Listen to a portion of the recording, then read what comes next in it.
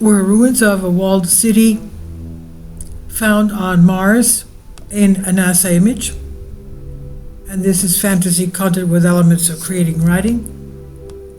The claim by some UFO hunters that in a specific NASA photo from the surface of the planet Mars, they saw the ruins of what could be a walled city.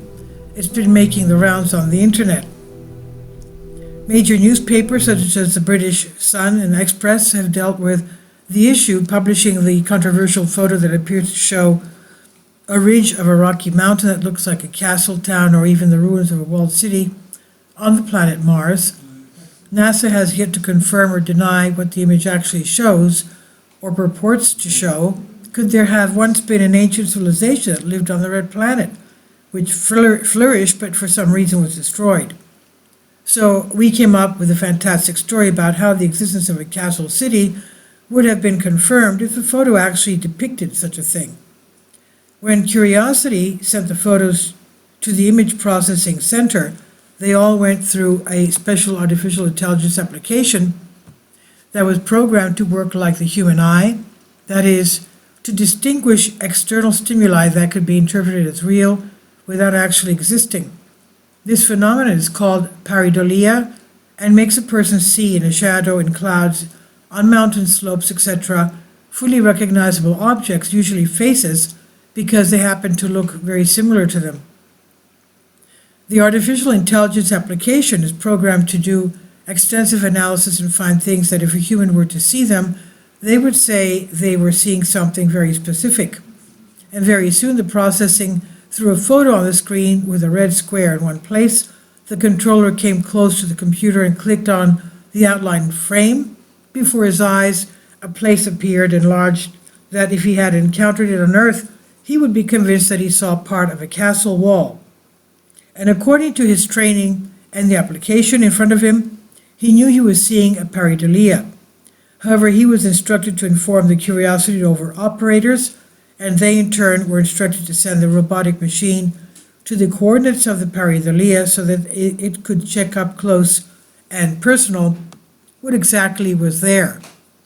When Curiosity reached the ridge, it began sending back 3D visuals, a capability it had but was secret and unknown to the general public and was only authorized to do so in very special cases.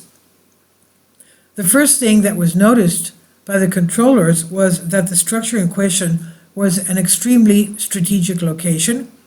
As it got closer, it became increasingly clear that it was some kind of fortress, the walls of which were probably made of large, gigantic stone blocks.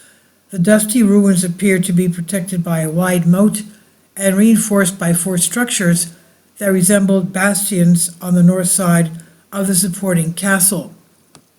The rover's tracks climbed over the ruins of a ruined tower to find that straight ahead opened an entrance gate that could have been the central one, made of rectangularly hewn stones.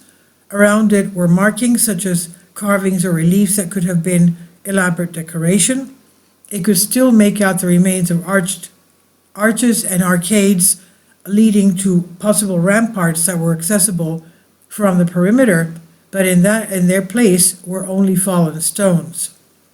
The entire structure, let's call it a castle city, was somewhere around 90 acres and had 6 more gates, 3 of which were located on a side that could once have been a harbor but is now landlocked.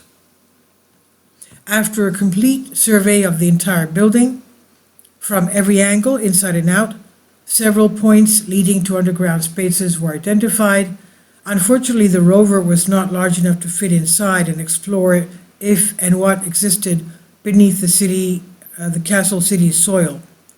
The visual material was sent to senior officers who, after studying the unexpected video and discussing it at length, expressed opinions and conclusions, classified the case as top secret and locked it in a special box containing other similar exhibits.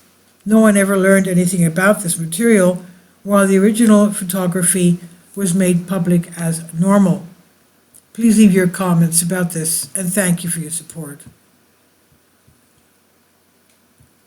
My Patreon account, the daily posts are 5 videos daily, and they are totally different from what I have on my YouTube channel. Thank you so much for your support and that you find all my content so interesting. You'll find the Patreon account details in the description box below.